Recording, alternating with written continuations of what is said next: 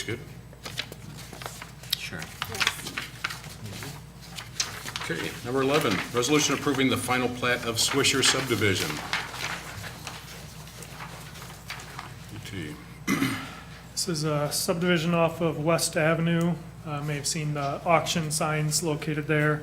They're looking to subdivide off the 2 existing residential homes on West Avenue and then 2 large outlots behind the property that would, based on them being outlots, would require further preliminary plat in order to develop them down the road. This kind of shows the area. Just to the east of the Garden Lawn Dill area residential development. It's owned in Ruth Swisher Trust at this time. It's just north of Sunrise West as well. So essentially, it's creating 2 lots where the homes are now, and then 2 outlots that would have to be further subdivided in the future. No problems? And this is up for auction. So they're going to auction each lot? Is that the idea? Auction each lot, or if someone wants to buy both of them. The concern we had was making sure they're outlots, so someone would have to come in with a preliminary plat, couldn't just Yeah. build a single home on West Avenue blocking further Yeah, right, roadways. So right. to do anything, you can't build on an outlot, so they'd have to come back through with a preliminary plat. Great. And as you can kind of see faintly in here, there is some roads, Dill Street and Gilbert. Yeah, There are some connections that will need to be made, and it just gets difficult because the property to the east of this is owned by someone else. And then you have Sunrise West, and then the Catholic Church owns kind of down to the southwest of the property. So getting into these infill sites, with multiple owners, gets difficult to kind of coordinate that, but that's wanting to go through that preliminary plat process, that we're able to do that the best we can. and so is Sunrise West also going to develop further west? Sunrise West has kind of this land right in here. They still own this lot here and then this here. I know they have plans to develop this, and whether they develop this or sell that in the future Yeah. hasn't been Okay. determined. Yeah, all right. Everybody good? I like that idea. Number 12, resolution awarding contract for the 2017 depot storm sewer improvements. I have the next 3 here, and what I'll do is just give you guys a brief overview of what the project is. Again, we've done it once, but in case you guys have any questions, and then we'll go over the bid results and the budget for each. Presentation.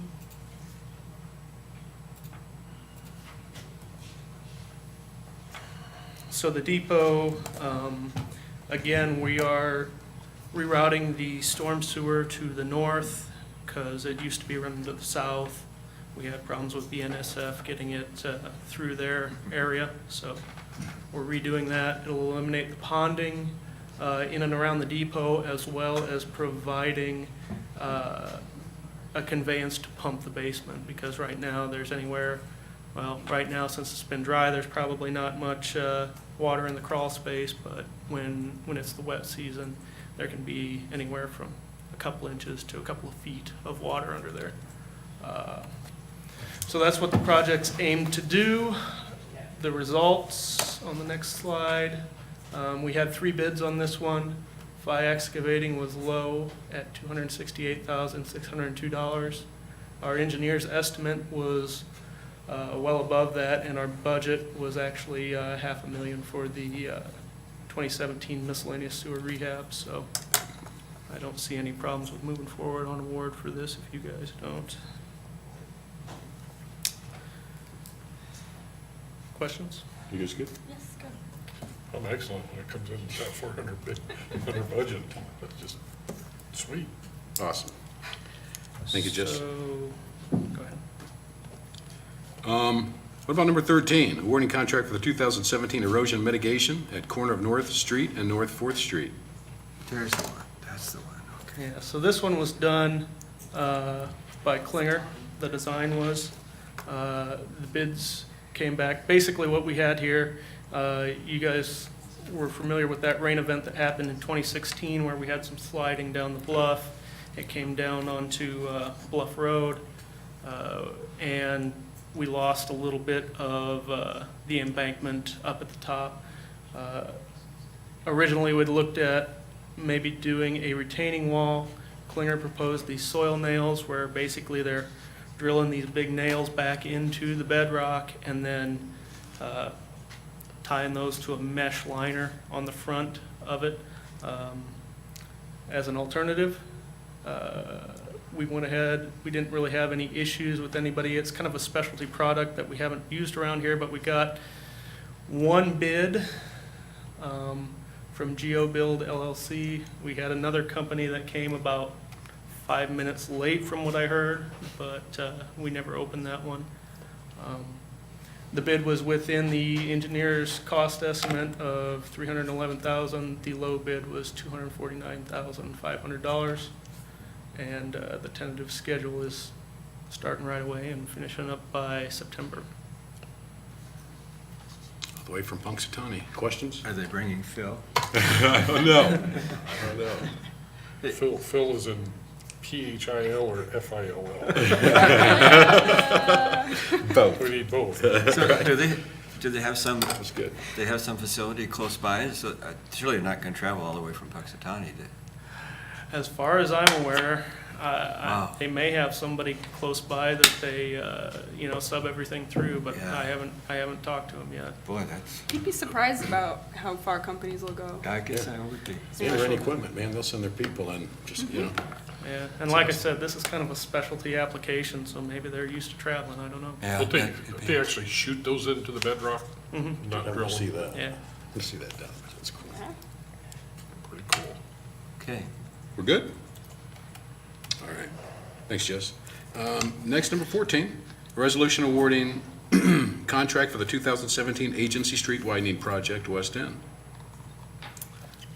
So this is the west side of Agency Street, other side. There we go. From Highway 61 over to West Burlington Avenue. This one will add a traffic signal over there by the Hobby Lobby Big Lots intersection. It won't be the temporary one anymore. We'll get a brand new one. A sidewalk goes in on the north side of the road with ADA ramps and everything else. And we'll be installing a new rail crossing near the blood bank. The bids on this one, we only received one bid.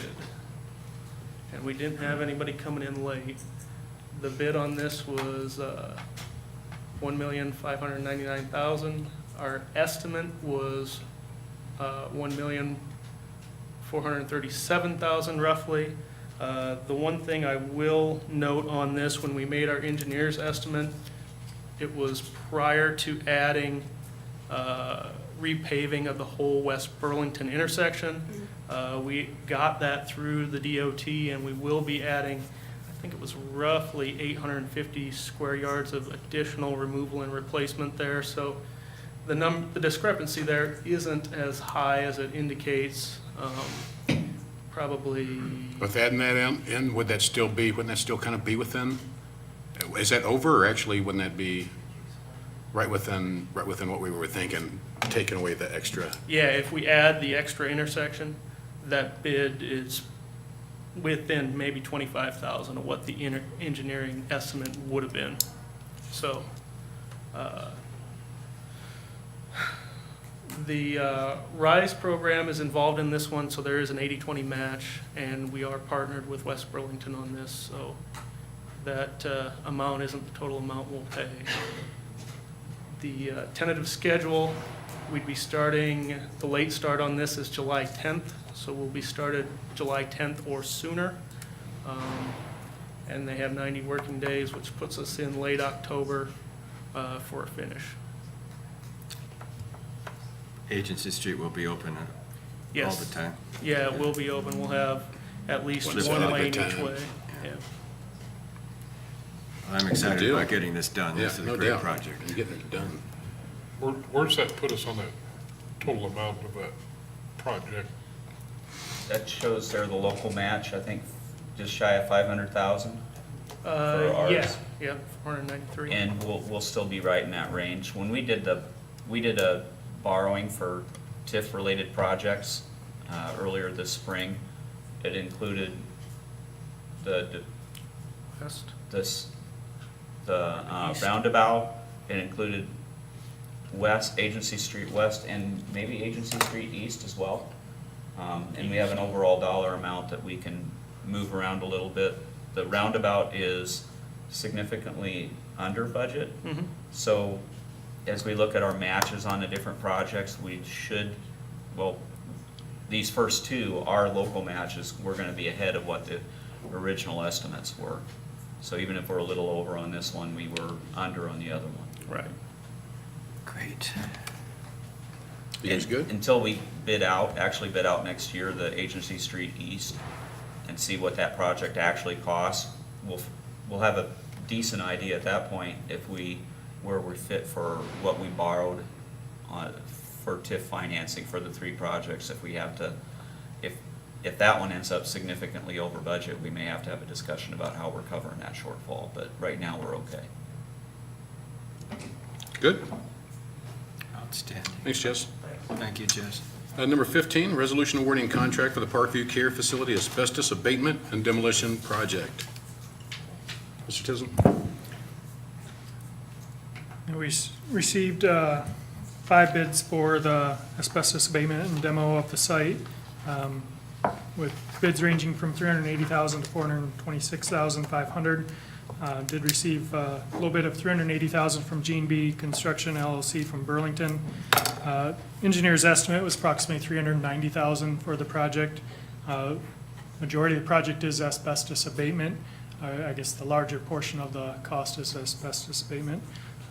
Currently, the city has little over $304,000 in the demolition fund. Additional $20,000 is allocated in the CIP in future years. And we would be using $25,000 from the DNR program for asbestos abatement. For the site, we do plan to subdivide the property into 3 buildable residential lots upon completion.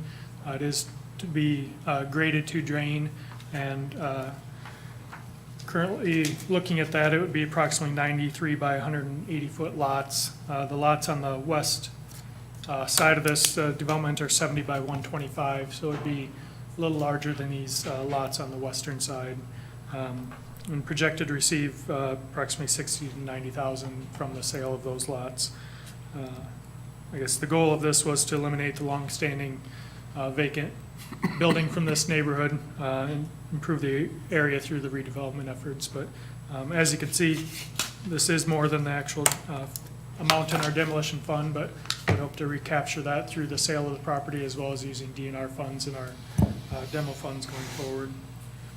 I think maybe we should talk to G&B and see if we can get the price down a little bit. They do real good work. Huh? They want to talk about it? Maybe we'll talk later. You guys good? We're happy to receive 5 bids on the project. It is a very large project. 3 very local here with the low bid from Burlington. Good deal. Good. Sounds good. I'm just curious how it is we weren't able to go back against the millionaires that used to own this property and recover the cost or force them to demo it or. There's the $1 million question. Part of it was through our If you can placated avoid that stuff. abandoned unsafe. We can demo it without acquiring it. That goes as a lien against the property. Then we would have no control over future development or sale.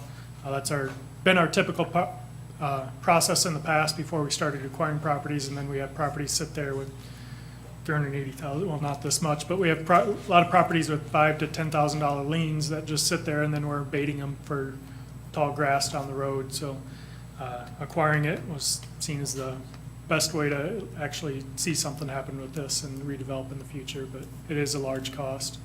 We would have to come up with that cost regardless of whether we owned it or not if the owner decided not to do it.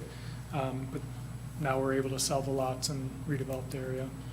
I asked that question because I had a phone call today from a gentleman that made a statement he had worked for the people that owned that building. They owned a lot of property in town, and I don't know if they still do or not. He didn't say, but he said it's pretty sad that taxpayers have to It is pretty foot sad.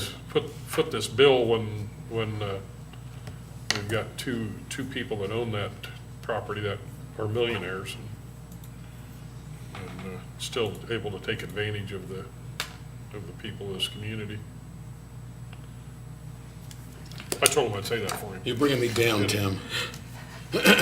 Don't mean to bring you down, I just promised him I'd say that. I said it. That's a good question. This was another one of those properties that changed hands 2 or 3 times over the last 5 years from the original owners and go to tax sale, and then they think they have plans for it and realize they don't want to do anything and try and sell it again, similar to Apollo, so. We can always count on G&B waiting in the wings, right? Hello. Are we good? Okay. Number 16, resolution adopting the employee handbook. Steph?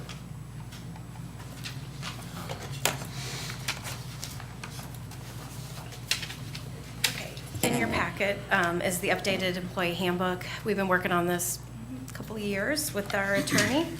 The last time it was updated was 2009. Some of the biggest changes is basically we remove forms from the current handbook, and now they're all going to be located on CityNet. So basically, the handbook is just a little bit more condensed, hopefully a little bit easier to read. It just includes the policies.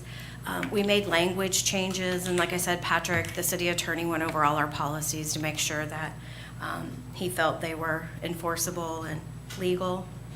We also met with the unions last week to review it. They've seen it to see if they had any questions or any concerns. They didn't, because again, the majority of the policies, there's just language tweaks to make it easier. One of the things that I did send a handout out, one thing I wanted us to review was the residency requirement policy on page 22. Right now, it's the current policy, which is 10 air miles for the critical employees and department heads or live in Des Moines County. I wanted to see what you guys thought about changing that requirement to 15 air miles. So if, Eric, you want to put that map up? Oh, it's already up there. It shows you what it expands. Right now, our residency requirement is you have to live in the state of Iowa. So Illinois that's why it's blank. So if we would expand out to 15 miles, basically you're going to pick up a Fort Madison, New London, Mediapolis, just a little bit further. As we started looking at also our comparable cities, which that's that second handout I gave you, it kind of explains, what other cities, kind of our size, non-metro area, what kind of residency requirements they have too, just to see, and you can see where the trend is to expand, basically for recruitment purposes, to get some candidates that are interested in working for the city but don't actually live in the residency requirements. I know you can, Clinton, their basically critical employees are within 20 miles, and then their other employees, they don't have any restrictions. Fort Dodge, they just changed it in September, and they expanded from 10 to 15 miles. Marshalltown, they have driving requirements, and I'm sure that's for response time. And then other employees, there's no restrictions. Mason City, it's 10 miles. Muscatine, 30 air miles. I'm assuming they're trying to draw on some of the Quad City people to come down and work for them. And Ottumwa, basically, they dropped all their residency requirements a few years ago, except the fire department, they still have the 10-mile limit.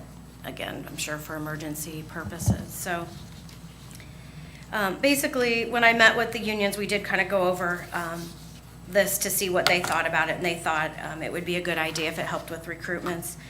We also had the discussion at the department head level, and I know our fire department would like to keep the 10 air miles for their department, but some of the other departments felt that it would be helpful to recruit other candidates, and I'll let the police chief talk. He had an example that might have helped him out if we had a change in that. Yeah, this last Saturday when we had our testing as an example, the people that passed everything, they'll come and get an application. They can apply at 8 different departments. And one of the people walked up to me that I thought was going to take an application, and he said, well, what are your residency requirements? I said, well, 10 air mile. And he said, well, I live in Fort Madison. He said, I really would like to come to Burlington and be a police officer. And I said, well, you can't do that unless you're willing to move within 10 air miles of the city. So I do think it's a trend, and he had a family that was in Fort Madison. He wasn't willing to do that, but I do think it's a trend, and our numbers just decrease. And so the more requirements we put on it, you know, I think is being a little bit detrimental to what we're trying to do with the fight we're trying to fight by getting police applicants. And our response time, you have to remember, is immediate, and it's the people on the shift. And when we have one of these major critical incidents, we're calling people in, but whether they get there in 10 minutes, 15 minutes, 20 minutes, at that point, the incident itself's over. It's all management now of the incident. I mean, we need crime scene security, and we need people to document evidence, and we need those services, but they sure don't have to be within the first 4 or 5 minutes. I mean, I've been in the industry for 30 years, and I really can't think of the example that we had to have all this personnel and it had to be here in the next 5 minutes.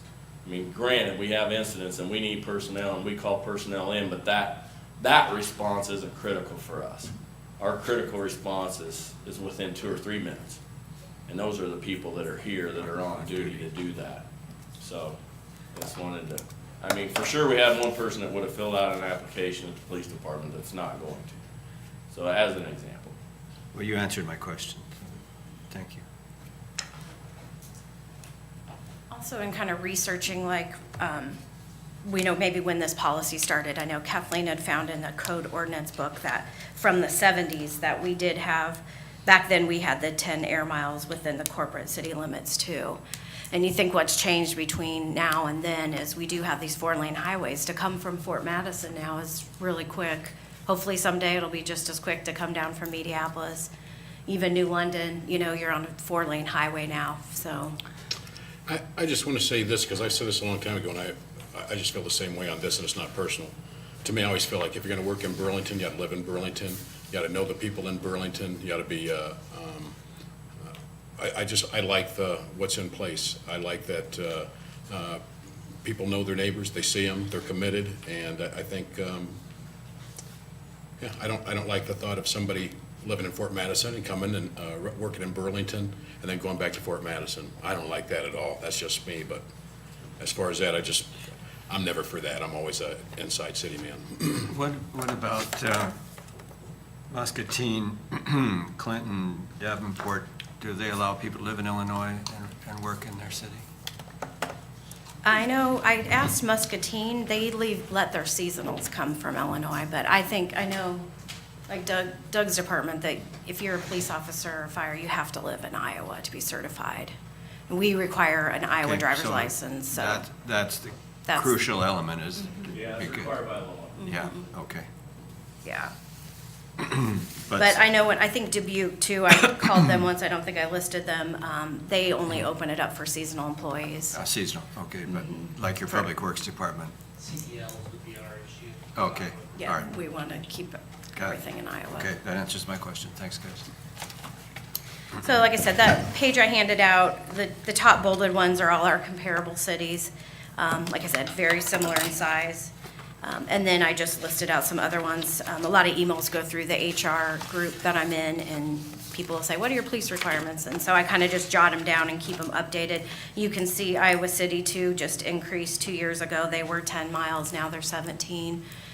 So, you know, what we're seeing is the recruitment, like the chief described, so. It's a hard conversation to have for us to bring up from a staff side, because we do understand you as a council have to try to figure out what's that balance between protecting, wanting to keep people, have people live in the city who work here, versus making sure that you have the appropriate, specifically, the areas that we're the most concerned about is on emergency services, having the right ability to recruit folks to make sure that we adequately staff in a time when it's tight and hard to get those positions filled anyway. And we can talk about emergency services. It's ones that is a little bit more to the forefront, but we have other areas too. Not all of our areas do we have trouble recruiting, but we do have different departments that it is just hard to find people who are qualified to do. But this is really, this is a policy decision from a council perspective as to how do you balance out those very two contradictory concerns. Correct. Yeah, the only reason I like this is because if there are departments who are struggling to find people, it's not gonna change if we keep it at the 10 mile. You know, trying to force those people to move in, it's not gonna work. So the only way to do that really is to expand it. That is the only reason, you know, I like it. But I definitely understand where you're coming from. I feel, you know, work here, live here. And maybe later on down the road, they will find something. Maybe they want to establish a workplace first. What about commitment? What about if you're going to get a job, you're committed to the job, you bring your family in? You know, I miss those days, you know, when people, well, we're gonna move this job, we're moving the family, you move into Burlington. Well, You know yeah. about Burlington, you're committed to Burlington, you're paying taxes in Burlington. That's just where I am, you know, that's just Well, where I am. usually you got to find a job first before you move. So, who knows? Maybe these people won't. Maybe no one will ever. I'm be just in the saying, to 15 me, miles. I'm looking at the stock that we've had over the years. I've been in Burlington for 48 years, and we've had a lot of good employees that we've got within 10 air miles. So, you know, that's where I am. You know, that's where I am on it. Anybody else want to talk about it, or? I'm okay with it, 15. I'm okay with it. I am too. I don't see the difference between the 10 and the 15 from the standpoint of your loyalty standpoint. I mean, we've already got 10 established. If another 5 is going to help us recruit Yeah. for positions in the city, which there are, everybody I know in town, from contractors to restaurant owners to retail outlets are looking for people. I know they're struggling the same way as what the city is, and the city's at a greater disadvantage because they have limitations on where people can live. So I'm not that concerned with the. And you're groovy on it too then, Annie? Okay. So I can change this handbook to be presented next week for the 15 air miles. Art, Yeah, do you want me to leave the fire department with the 10 as the fire chief would like? Yes, absolutely. Okay, so we'll leave fire with a 10, and then we'll do 15 for all other employees. Yeah, and you put a note in there that fire chiefs cannot live at the bottom of hills in the winter, Okay. unless they got a tractor that they can pull the guy out. To get that tractor. He's got a tractor, so he's good. Did you have any other questions on the handbook? I didn't. Okay, so Not- I'll make that change, and it not will at this be time. presented that way for next week for Thank approval. you, Steph. Okay, thanks. All right, resolution approving nuisance abatements for various properties. Any problems there, guys? Except Right. that they're there. Yeah, no doubt, no doubt. Always a problem with that. Resolution approving final acceptance and final payment for the 2016 Depot Great Room renovation. Mr. Mack.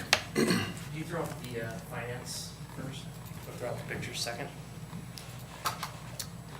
The resolution before you will make the final payment to Chicken Dance Construction for the completion of the great room renovation project at the depot. In front of you, or on the projector, is the kind of a description of the finances. The overall project cost about $755,000. It was originally bid out at $672,000. There were 16 change orders over the scope of the project, of which 2 change orders were 2 alternative bids, in order to try and keep it at the base bid relatively low and they didn't know what they were going to get, so they bid it out with several alternatives to award over time, of which the fire sprinklers were one of them, and that was about $34,000. And the second change order was switched with the HVAC system. And several of them were just during construction, you have to have this, that wasn't accounted for. So in total, we contributed $120,000. We had the $480,000 PTIG grant. We had $14,000 from Alliant. As to date, we have been paid by the Friends of the Depot approximately $117,000. $22,000 remains. And off to the right, you can see some incidentals that we took care of just as a part of the job, the insurance, the security cameras, and then the utilities, so. In total, our contribution levels are relatively the same, but the total price comes out to $762,000. There is a 1-year warranty on the work in the interior of the things that have been completed. At about 9 months from the substantial completion date, which was May 2nd, Klingner and Associates and Chicken Dance Construction will do a walkthrough to see if there's anything that needs to be performed and brought up to. But the most specific thing is like the columns. When you have a temperature change, some of the expansion on that tends to happen. So they're going to go in and make sure if those things need to be patched, they'll be patched. The roof has a 30-year warranty, 20-year warranty, I apologize. 20-year warranty that started on the completion of that, and I believe that was last August. If you want to throw the pictures up, I have some pictures that kind of show the before and after on the changes of what they were. At the top, you can see the north-west corner of where the windows were. You want to scroll down. And then you can see today the windows in the northwest corner are new, and I think they help a lot with efficiency and heat savings. If you want to go down to the next page. Here's just a western shot of those windows. You can see that they had the old wood frame, and now they're the aluminum powder coating. Looks a lot cleaner. This is in the inside of the great room looking south. You can see the wood framing there. That used to be the old Amtrak waiting room. Essentially, it was a hallway that had access to the restrooms and then to the doors on the east and west side of the building. If you scroll down, you can see what that looks like now with all that framing work down. The thing that I don't think you can really, I don't know if there's pictures of it, but the ticket booths were all closed in with old wood paneling, something they had done prior to our ownership of it. And now that's all opened up. If you go to the next page, there's just a view of what that looked like. So you could see inside there, but you couldn't access any of it. And it helped with some climate control.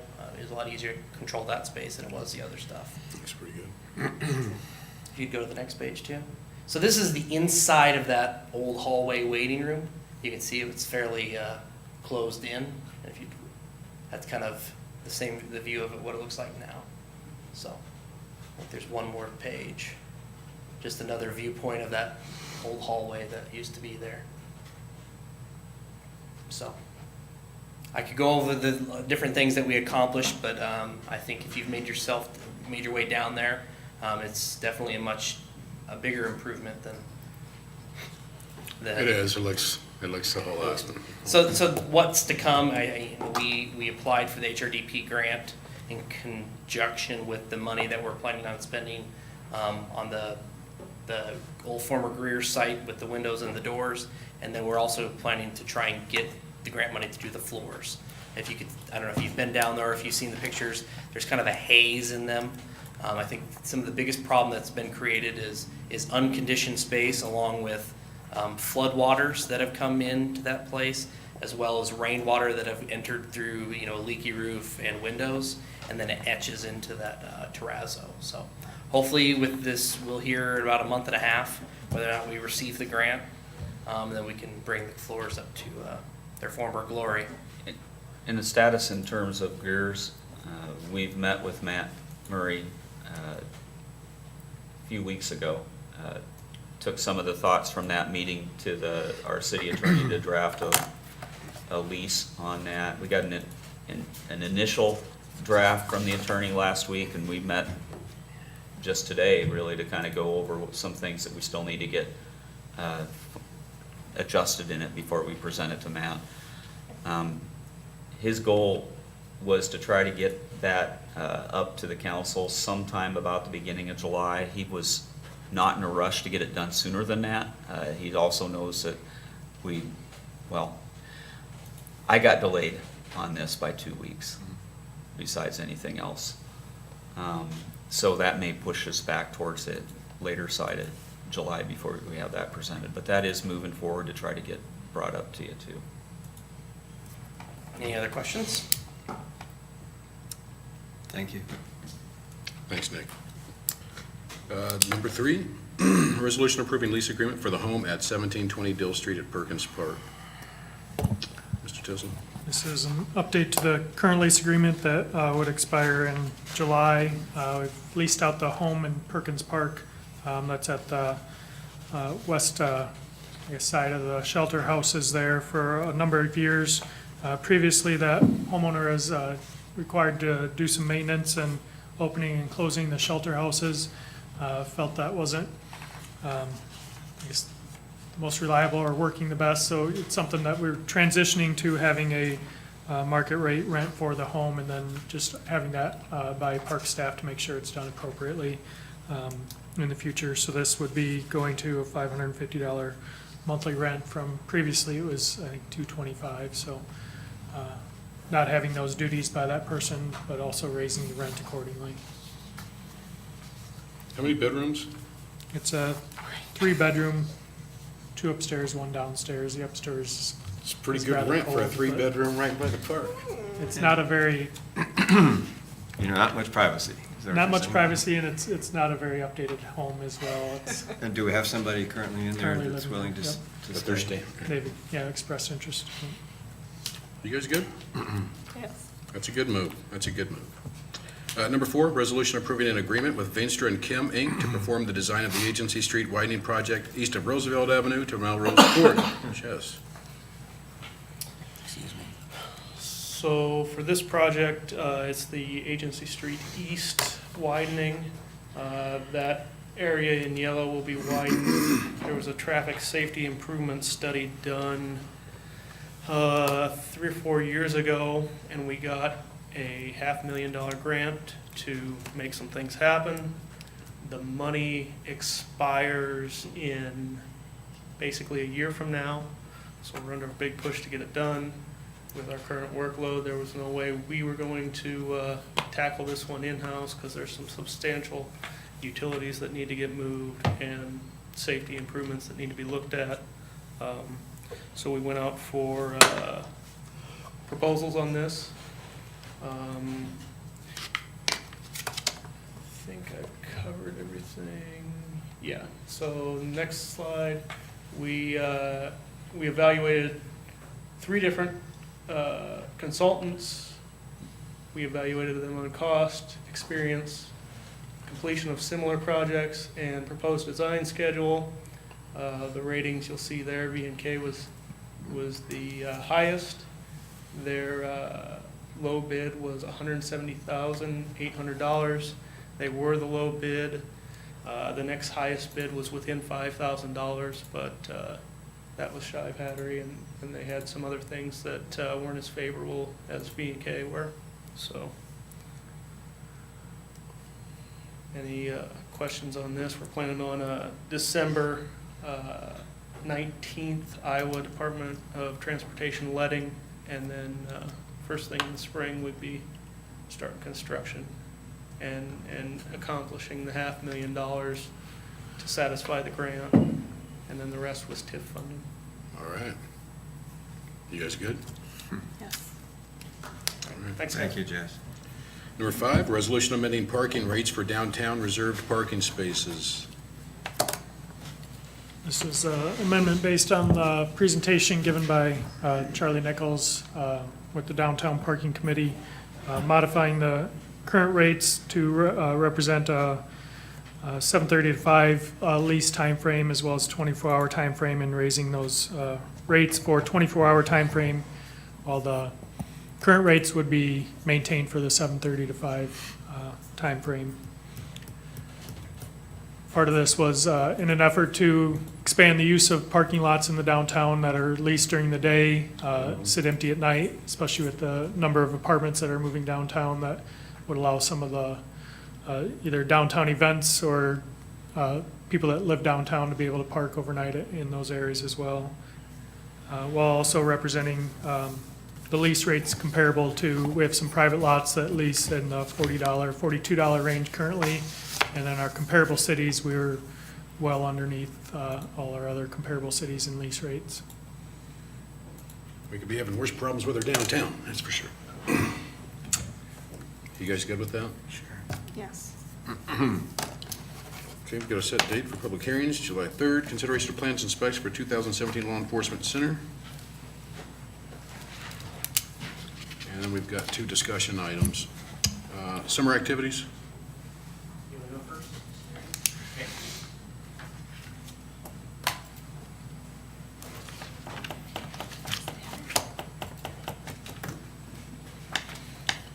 Rhonda, I gotta say, before you start, I went to the library today, and there's a young, little girl, I don't know if she was 10, 8 maybe. She was all excited. She came out of the library, she said, "I'm gonna read 20 books a week." And I thought, wow, that is We'd love to really do a that. goal, yeah. She's gonna be as smart as her mother when she gets there.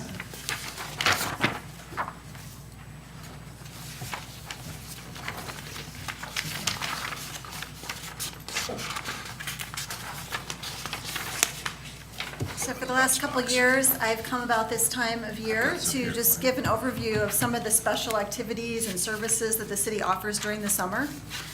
So of course, I'm going to be talking about the library, but I'm going to mention some of the others as well, and others may have some things to add as we go along.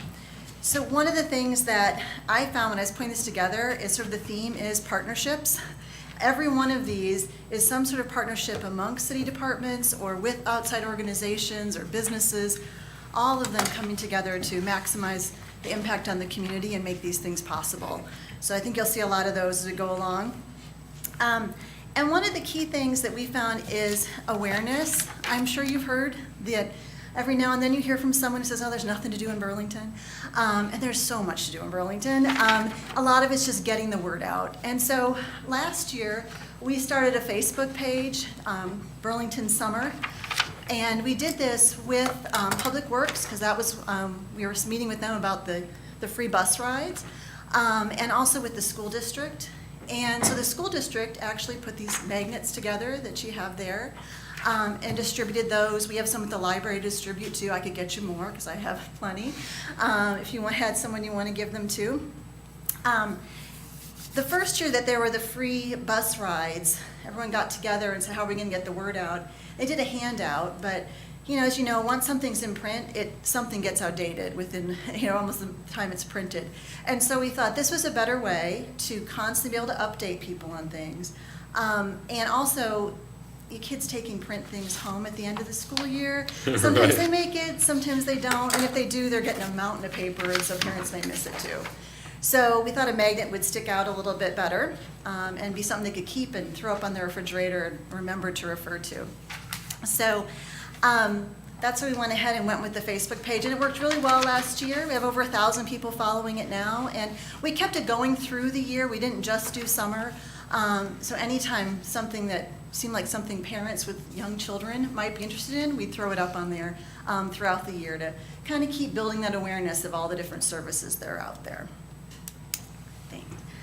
So we share things about lots of different things, but like I said, there was the free bus rides that really brought us, all these different people together to talk about how can we build awareness. And so this year we shared that. You can see had over 10,000 people it's reached, over 144 shares on Facebook. So a lot of people reacting to it. There were some questions. I didn't put all those on here, but that's one of the nice things about the Facebook page too, is when there's a question, it pops up on my phone and I can answer it or call Sweet. someone and find out the answer.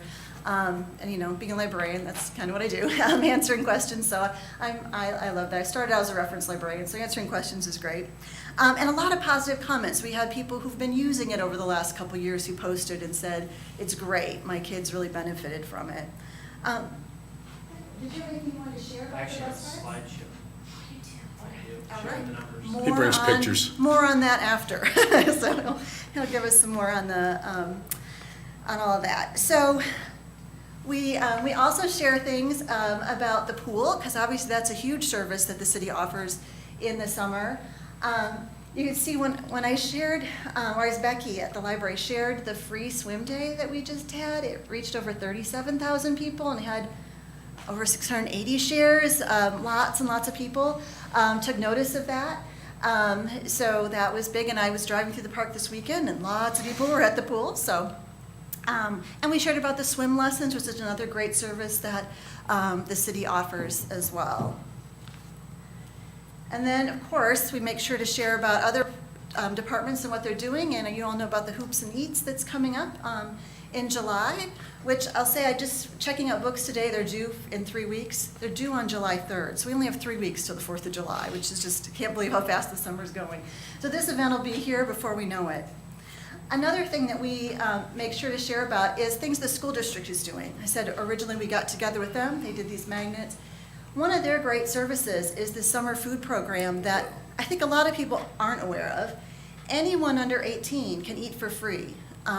You can see right now it's just at the high school, but it will, oh, did I do the high school twice? I apologize. Course is the other location, I think that starts June 26th. If you go to the Facebook page, it has both of those on there. I just copied them, the same one twice. But this program, you don't have to be a Burlington School District student to go to it. It can be anyone under the age of 18 who can come and get that meal. So I really encourage families to take advantage of that. And adults can go too. I think it's just a small fee for adults. And so one of the other services then that the city offers is the city summer camp. And this, I called to ask about it. It filled up really early this year. I understand maybe the earliest it's ever filled up. Is that right? Yeah, and I think part of that's due to the free bus rides, as well as the lunch provided daily is something that people see, and that's busing them to the schools to utilize that. So we're utilizing multiple services there, and that's been a big draw, and getting it out on Facebook has helped. And yeah, we filled up sooner, and we're at capacity right now for our summer camp. And this is every day? this Every day works? during the summer. All- Yep, all summer long. And it's such a deal, too. Who does? I do a lot of mean, cool if you, stuff. It's run through Brad Selby, but we hire seasonal people that Oh, those people. man the camp. And this program's been around for a while. I think Yeah. since awareness gets out, it's probably going to keep filling up early like that. So I have a couple other slides where I pulled a few things about it. One of the things I loved here, you can follow their Facebook page, and you can see what they're doing, either for that day or that week. So this was last week, and again, just that partnership. So they were at the park, but then they came to the library and reserved one of our rooms to show a movie. And we were showing a movie that afternoon, and I thought, oh, I wish they could have just come to ours. But then we had about 50 kids at ours, and I thought, no, that would have been, we would have been bursting at the seams. So it's good that they were able to do it at their own time, because they've got quite a few kids. So you can see they came to the library for that, and then they also went for lunch at the high school. And they were only able to do that because of those bus rides. In the past, they weren't able to come to the library, go for those meals as much. And again, I just was on their Facebook page. You see some great reviews from this here already. And one of them points out they even feed the kids, which is unbelievable due to the low cost for this program. So it's a great program. I've been a working mom for 17 years, and I know that any parent, you need to find some great programs for your kids in the summer. And being able to do that can be tricky sometimes. So it's a wonderful service. And I love now that there's more partnership and we can do more things together. Thanks to those bus rides. It makes a big difference. Okay, so then I'll talk about the library for a little bit. So of course it's summer reading time, and we all have on our summer reading t-shirts at the library. We're all wearing our tennis shoes. Last Monday was the first day of summer reading. We checked out 4,000 items. And just to put that in perspective, I went back and looked some previous dates in May and earlier in June. And anywhere from 900 to maybe 1,500 was a typical day. So 4,000 was a huge day. And I think they all came back today, as we were checking in a lot today. And a lot of people there checking out things. So we have 4 different programs that we offer that cover all ages. So it's the kind of thing that families, everyone in the family could participate. So whether it's encouraging families to read to their littlest ones, the babies and toddlers, or working with the young kids who are just starting to have literacy skills and learning to read, or our tweens and teens. And like I say, parents can set a good example and participate as well. Everyone can get in on the fun with that. And I do, it's fun, which is great, but why we do it is really because of what this study is talking about. That the ability to read is critical to a child's success in school, to their lifelong earning potential, and their ability to contribute to our nation's economy and security. That kids who aren't up to reading level by the end of 3rd grade are more likely to drop out of school. So we really need to hit these kids early and keep that learning going through the summer. And so that's why public libraries all throughout the country do summer reading programs this time of year, so.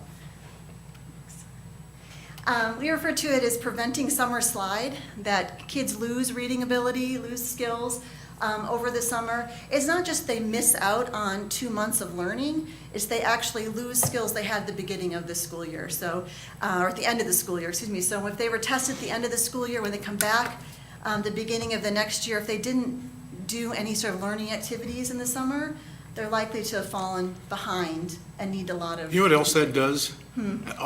This was always my biggest complaint. When I was going to school, it would hold back everybody else because we all had to read, we were out the library, so then when you go back to school, they've got to do this review that the kids that are reading, we don't need that review, we're ready to go. So they're holding, it's holding people back. It's where it's at, it really is, reading comprehension, it is. Yeah, it affects so many different things. So the next slide just shows it in a little bit different way, too. It's not something that just happens in the one summer. It's something that compounds over the summer. So kids who have summer learning are gaining in the summer and moving ahead.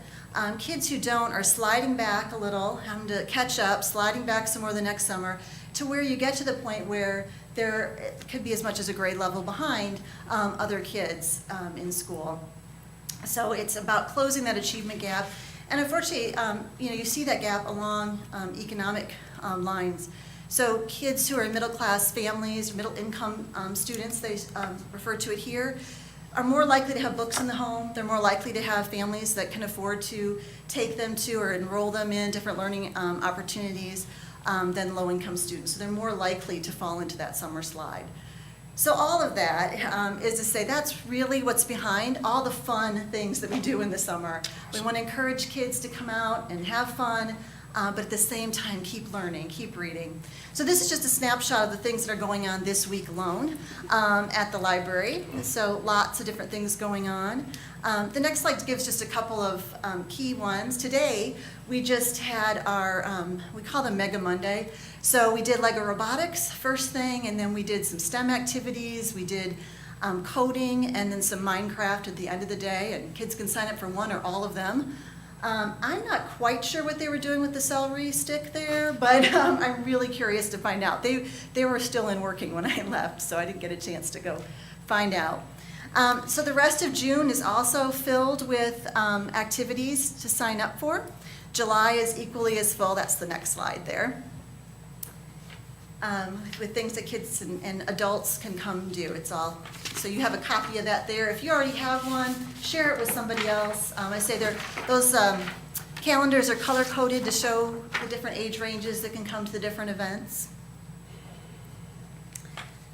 And one of the fun things that we've done now for a few years is our bookmobile, and this again was a partnership with the school district. There was a school district employee who came and said, I want to do this. She got a school district vehicle, and one of the dealerships in town wrapped it with a nice picture on the side, so to identify it as the bookmobile. And we took it around town the last couple of years. She did a lot of the driving, the teacher did. And this year she's not doing that, but our staff is getting out, doing 3 stops. Today was our first Monday to go out and take the books to the kids. Because again, every family is different. You may not have the opportunity during the day to come down to the library and participate. So we want to take it to you. So you can still check out books, you can still participate in the summer reading program. We added this year a couple of trips out to Middletown. As you know, they contract with us for services, and one of the reasons we could do that this year is because the school district is allowing us to keep the van for the summer for the 2 years, or 2 months, that we will be going around and doing that. And thank you to Public Works for keeping the vehicle out there for us so that it's safe and secure and has a good place. But we're able to try a few more things that way. Again, partnerships, this is in our summer reading booklet. If you sign up for summer reading, you get a big booklet of information. All of our different partners in the community, businesses that make this possible. The summer reading program offers different prizes and things like that are donated by businesses. Also, people are giving funds to contribute to the programs that we have. So the one we had up earlier, Absolute Science, which is tomorrow's big program in the afternoon. is sponsored by a couple here in town. But each of those programs are sponsored, so all paid for by those donors. And there's another page of them, actually. We have quite a few donors. And actually, if you see the back of my shirt, that's all of our donors this year. So it's the first year we've done the shirt. We may need a bigger shirt if we keep getting more donors. It's kind of full there. So I want to highlight this one because it's a little unusual. It's this Saturday from 2 to 4 in the library's parking lot. ISU will be here with the world's first practical solar utility vehicle. They're going around to all 99 counties. The person who called me to set it up is actually a Burlington raised person who went to ISU and worked on this project. And so he was handling getting into Des Moines County for their visit here. So it's nice that we could have them come to Burlington. So I think it's to be kind of interesting to see what this vehicle is like. Yeah, so is it something people ride in, or is it, Yeah. what is it? Yeah, the vehicle is going to be there. And yeah, in the press release they sent me, it said that they might let people actually ride in it. So I know I'm kind of curious to come and find out. Fireball run? There you go, get a Vehicle? little practice. I don't. Without gas? So, yeah, it should be really Fireball interesting. walking. Fireball pull. And I know we weren't even allowed to release a picture of it until just recently, because it was all under wraps. And so I'm curious to see what it's all about. So I invite you to come to that. I think it'll be really interesting for all ages to come and see that. So I'll let Nick do his presentation. If you have questions for any of us, we can help with that. I do, but it's an unrelated question, so don't let me forget to ask.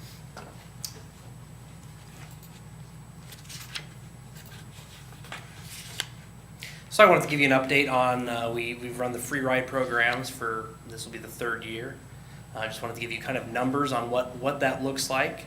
So in the first year, so I didn't break it up in fiscal years, even though that's the way we do our reporting, but 6,800 the first year, 6,500 last year, and then year to date, I say year to date, it's been a week. So we did 556 rides last week. The ride started last Monday, and they go until August 11th. Did you draw that picture, Nick? I did not. I borrowed it from a predecessor, so I didn't want to change it. I didn't say steal this time, so. You go to the next slide for me. And so other than its intrinsic value on giving kids free rides, there is a monetary value in it. During the school year, there's about 900 riders per day. And then during the summer, it drops off to 600. So it just means our operating cost per rider goes up. And this math, it shows that they're getting free rides, but it turns into back-end dollars with the DOT of Iowa and then also the FTA. So it turns into about $1 a ride. So over the last couple of years, we give out those free rides and get about $6,500 back correlated to those free rides. That's it, I think. Just a short little slideshow. But any questions I can So, answer? hey, man, the picture made it all for me, Nick. That was fantastic. Kudos to your predecessor. Anyways, any problems with the appointments, guys? I have a question for Rhonda. I wanted to Yes. ask her about the what do you call it, still a cafeteria, or what do you call it? Yes, right, the coffee shop. Coffee shop, that's it, yeah. And you're looking for somebody to take it over now, or what? We are, yes. Thank you for asking about that. So for 4 years, Hope Haven operated the coffee shop out of our facility. And as I told you, I think it was a really great partnership. We kind of acted as a business incubator for them because they weren't in that business of food service until they tried it in our little shop. And then, I don't know if it was maybe about a year ago, maybe a little more than that, they opened up Tastefully Yours downtown.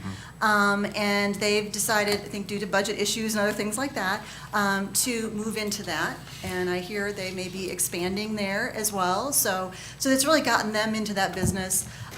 We don't have a full kitchen in our coffee shop. They do, where they're at Tastefully Yours. They do a lot of catering. And so I think that's a really good fit for them. So it was a great partnership. We're really sad that they've aren't with us anymore, but it was a really good thing, and I think it was a great way for them to get started in that. So we are looking for someone. New partner. In the meantime, yeah, more partnering that we want to do. In the meantime, we are using, actually that picture of the young boy with his celery stick doing whatever with the computer there, they are using that for summer programs. We're using it as an extra meeting room space and event space until we possibly get someone else in there or do something different with that space. So we've talked to a few different people, nothing yet, but we have some other ideas if it doesn't continue as a coffee shop in Okay. quite the same way. Thank you. Yeah. Any other questions for us or any of us about our summer programs? Ramping up for the summer. Thank you, Ron. Awesome, Thank awesome. you. Mr. Tisland, you got anything before we go? Ms. Wilson? Well, it's a busy week. Yes, it is. We got Steamboat Days. That's correct. Yeah. Yeah. The Snake Alley Art Fair. We're celebrating 50 years, so it's gonna be big. So remember that on Sunday to come out and It's gonna be enjoy big. yourself. And then after that, you just swing on down to Crapo Park for the municipal band concert. And that You have starts at- issues, you really do. That starts at 7:30. Right on, right on. What time's the parade? Is it noon? 11? That's at 10 o'clock. 10 o'clock, okay. On Saturday, right? And then the farmer's market on Thursday. That's all. Ooh, yeah. She said the farmer's market on Thursday. Delicious food. Is that all you got? Yes. That's plenty. Mr. Scott? I'm good. Okay. The Steamboat Days Parade, if anybody's rolling, throwing out candy, 9:30, you know the spot. If anybody else wants to come, you're welcome. We're gonna need the city car, need the Prius. I want to thank the after-school, summer school program. They're doing a fantastic job out to Camp Elkita, and I got a chance to go out there, spend some good time. It's just a fantastic, it really was, it was awesome. Just want to thank everybody that had something to do with that, and to Mr. Carper for inviting me. Also I went to the memorial service this weekend. I graduated Greg Poland, class of '87. Of course, he knows everybody. Graduated, and with Greg Poland, he was the speaker, and it was good to see him. It had been a long time, and just a very good service. And that was the only thing I had to say. If anybody's going to throw out some candy or walk in the Steamboat Days Parade, meet me on block down from City Hall about 9:20 to 9:30. Mayor Pro Tem? I'm good. Were the appointments okay? Yeah. Everybody? Any issues out there? How many people do you have at your first free swim day, Eric? I don't recall the exact numbers. They're over It's a full 900, house. over 950, 996. was it? That's When was the last time you had that many people at the pool? Probably the Never. last spree day. the last 3 days. It was a pretty successful It event. was a good day, yep. And Brad Selby. That's for you, my friend. Anything else? Yeah, one of the things I was thinking about, Rondo, you had 4,000 items that first week. I think our kids probably did 20 per kid, so we might have been about 1,000 of that. It's 100 of those for no kids. And I'll be in DC with the Southeast Iowa Regional Day trip out there the next 3 days. So if you need something, you're probably going to get it through Nick or Stephanie as opposed to me. Other than that, I really don't have anything. Okay, well, you have a safe trip, come back safe, and I think that's covered it for tonight. Thank you, everybody. Thank you, Council. While you're there, take away the president's phone, will you?